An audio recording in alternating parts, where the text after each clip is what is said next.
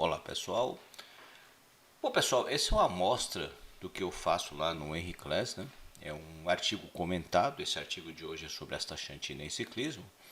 E o Henry Class não é um curso, é um treinamento onde vocês acessam atualizações sobre exames laboratoriais, sobre fitoterapia. Também eu posto lá material do curso de ortomolecular, tem as aulas avulsas, né? Tem esse serviço aqui de interpretação de artigos. E também tem a sessão de perguntas e respostas, né, que acontece geralmente no sábado pela manhã, um sábado por mês. E o pessoal pode mandar as perguntas por e-mail, pode mandar as perguntas pelo Telegram, né? E o grupo tem um grupo no Telegram.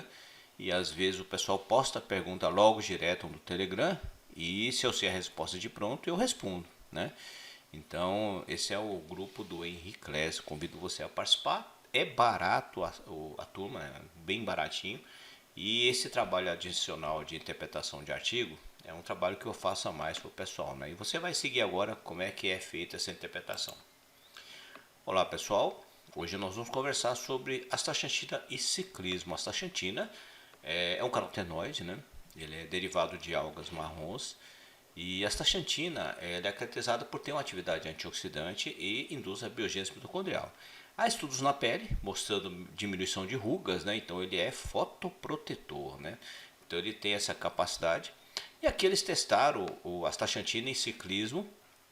Por quê, né? A astaxantina, por ter efeito antioxidante, né? Ele vai diminuir a lesão oxidativa na membrana, diminuindo o CK e desidrogenase lática, né? CK é a creatina quinase. E também vai melhorar o rendimento, né? Isso geralmente a gente mede por distância percorrida ou tempo para atingir a exaustão.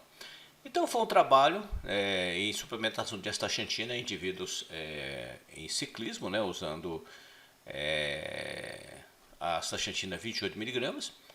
Foi avaliado o dano muscular, biomarcadores do estresse oxidativo em indivíduos do sexo masculino jovens. Foi um trabalho de distribuição aleatória controlado. O exercício de intensidade moderada geralmente pode induzir o estresse oxidativo, depende também do treino do indivíduo, né?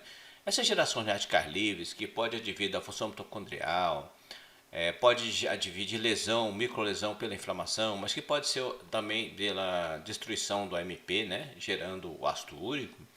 Ela pode causar lesão intracelular, né?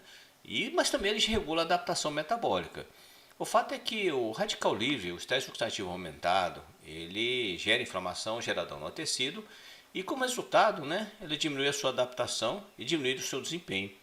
Então o treino de alta intensidade deve ser trabalhado muito com o controle do estresse oxidativo e é lógico que se você não diminui essa lesão, você pode ter dano, dor muscular, mais fadiga, né? E geralmente eu te usa como marcador do dano, né, a creatina quinase, que é a CK, e a desidrogenase lática, que é a DHL. Com o marcador da peroxidação lipídica, ou dos radicais livres, a gente mede o balão de aldeído, que na minha opinião não é o melhor. Mas é confiável se você controla as variáveis, né?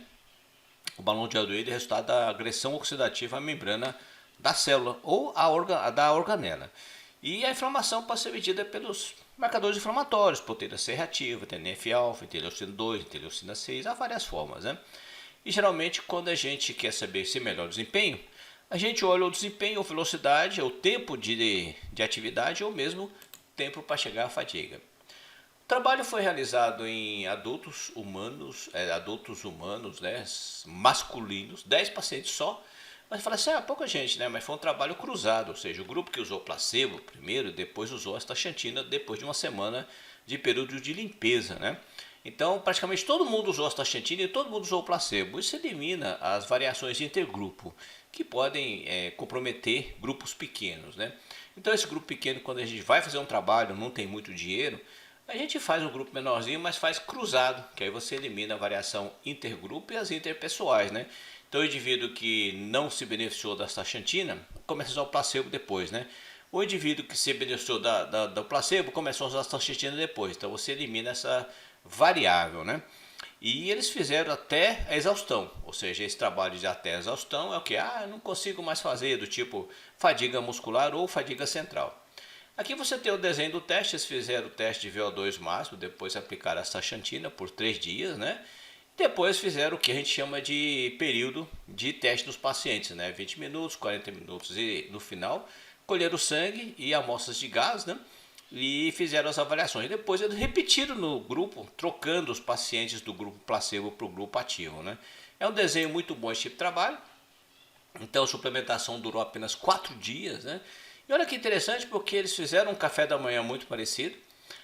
E eles fizeram astaxantina, 28 miligramas por dia, né? Cada cápsula continha 4 miligramas e eles administraram 7 cápsulas durante 4 dias. Bom, ele não fala da posologia, deveria falar porque a posologia da astaxantina é assim. Se você ingere astaxantina nas refeições, a absorção é melhor, né? Porque a astaxantina é lipossolúvel, então ela vai ser melhor absorvida com uma refeição com uma carga de gordura boa, né? Então você tem que fazer aquela micela, né, de óleo para a astaxantina atravessar, né, a membrana do seu intestino e chegar até a circulação sanguínea. Então eles fizeram essa astaxantina, que aí a posologia não foi muito boa, na minha opinião, né? E essa astaxantina é essa molécula aqui, né? Um carotenoide, essa hidroxila dá uma característica antioxidante, né? E hidrossolúvel. Então essa face fica em contato com a água, essa face interna fica em contato com o lipídio.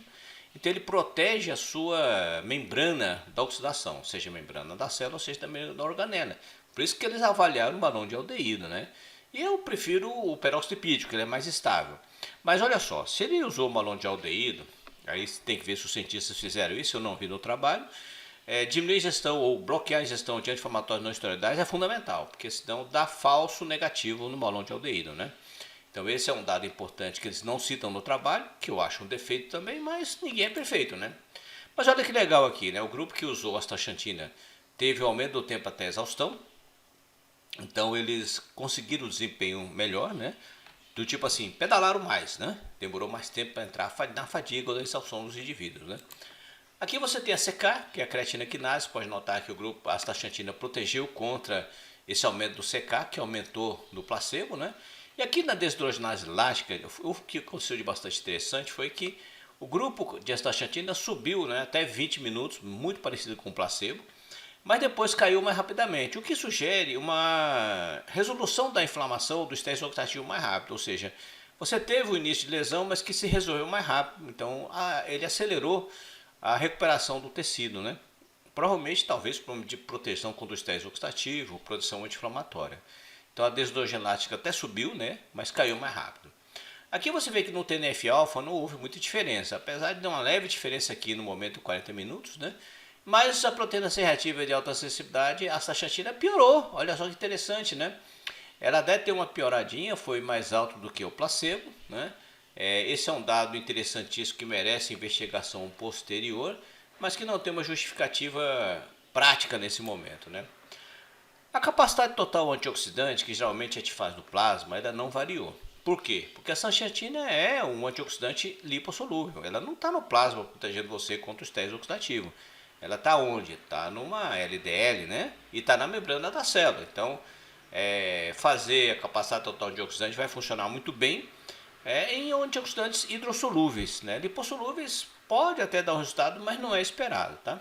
Isso não significa que ele não protegeu. Protegeu a membrana. Você pode notar aqui que o balão de aldeído, que é associado à peroxidação lipídica, que é a oxidação da membrana, que é onde a astaxantina fica protegendo a sua célula, ou a membrana, ou da organela, você vê que a astaxantina, o MDA caiu. A astaxantina levou uma queda do balão de aldeído, né? Aqui você tem, né, a taxa respiratória também não sofreu alteração. A oxidação de gordura na astaxantina foi menor, assim como na oxidação de carboidrato. Provavelmente houve uma melhora do aproveitamento do ATP, do trifosfato de adenosina, né? A gente chama aqui de diminuição do custo respiratório. A gente avalia e fala desse termo, né? E aqui na tabela de humor, né, olha que interessante também. O que eu vi de interessante aqui foi que os indivíduos apresentaram mais vigor, menos fadiga e menos confusão mental. A tensão também foi um pouco menor, a depressão um pouquinho menor, houve cificação estatística, mas sinceramente não dá para o indivíduo saber isso lá no ponto de vista clínico, né?